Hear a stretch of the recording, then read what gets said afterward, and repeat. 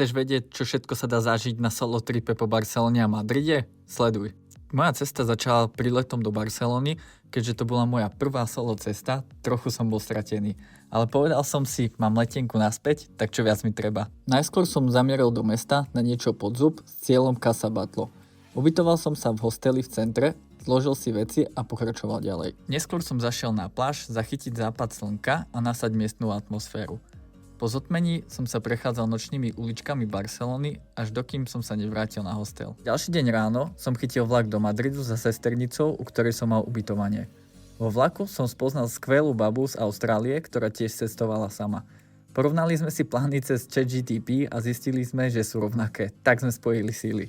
Spolu sme navštívili Retiro Park a Museo del Prado. Večer som so sesternicou zašiel na vychýrené tapas. Poviem ti, top zážitok.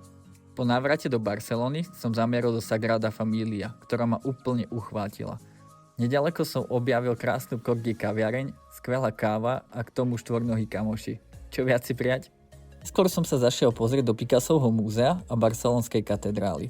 Tam som sa mal stretnúť so solo cestovateľkou z Poľska, ale to už je iný príbeh. Na záver.